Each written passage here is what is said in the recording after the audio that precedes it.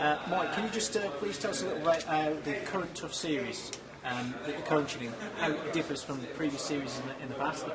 Well, obviously, you know, the main difference is that this season it's UK versus USA, and I've been lucky enough. I've got episode 1, 2, and 3 at my house. Episode 1's already been out, and when I'm watching it, the main thing that who I watched it with, the big difference is that when you watch the fights, even though you might not know the people on it, you're supporting your country, so you get behind the fighters a lot more, because sometimes if you watch two guys fighting, you haven't got a clue who they are, you're not really bothered who wins, but on this, obviously you're going to root for the UK team, or if you're American, you're going to root for the Americans, so I think it makes watching it a lot more enjoyable.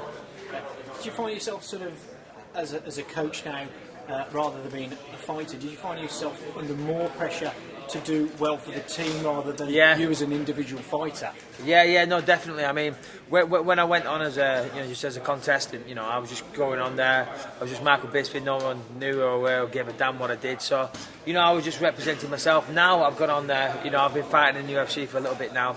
I go on and it's like, you're under the microscope and everyone's waiting for you to mess up and say something stupid, or, they want to look at your training and see if it's good, or and scrutinise your every move, basically. So, there's definitely more pressure there. Obviously, the fact that it was a Team UK, there was pressure that, I wanted the Team UK to perform well, so I took that role seriously. So, yeah, going on as a coach, there was a lot more pressure than as an individual contestant. How did you find sort of working with the UK guys, a good bunch of lads to work with? Yeah, I've got to be honest, I've said it many times and I mean it, I couldn't have asked for a better team, to be honest. The whole team gelled brilliantly. They never questioned anything, they trained really hard, and they were all eager to learn and improve, and they did just that, and like I said, great set of lads and a great team. Yeah, we've seen that today. We've had some interviews with them earlier and they all sort of expressed how good a coach you were. Oh, did they? Oh, that's nice to know. And how they enjoyed literally working with you and then sort of learning from a guy at your level. So obviously, does it feel good to give something back? Yeah, absolutely. I was saying, when I retire from fighting, I'd love to, train and manage fighters, to hand down some of my experience and stuff that I've learned, and doing that with these guys, it was very rewarding, at the end of it, I think they all left much more improved fighters, and they said that themselves, and so it was nice, obviously they're all skilled fighters when they got there, but I was just able to maybe show them a few things that I like to do and all the rest of it, so I can't take credit for, they're already established fighters, so I'm not trying to take credit for anything, but it was nice to see, show some stuff and them listening and seeing them put it into practice, and when they're fighting or sparring or whatever. Yeah, definitely very rewarding. Yeah, sort of obviously the Americans renowned for having world-class facilities over in the States.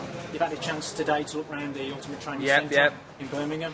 What do you think of it? Well, America might be renowned for having world-class facilities, but they haven't got places like this, I'll tell you that. This is a fantastic place, Got to be careful there because I might get a slap off the Wolves there, which is in its own right a world-class training facility, but this place is, it's top-notch, you know what I mean? It really is, and beautiful gym. And finally, the highly anticipated UFC 100 against your opposite coach, Dan Henderson. Yeah. How do you feel about that fight? I'm excited. I think it's going to be a tough fight. It's definitely my toughest fight and my biggest fight to date. Not only is it on UFC 100, which is rumoured to be the biggest pay-per-view of all time. That's what they're going for. It's my biggest fight.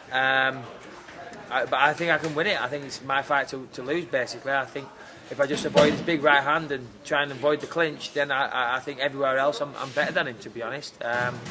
Obviously, we'll see what happens on the night. He might prove me wrong. He might give me a good old hiding. Who knows, fingers crossed he won't. Well, we wish you good luck and you're more than welcome to come Cheers. back anytime. Thank you very much. Thank you.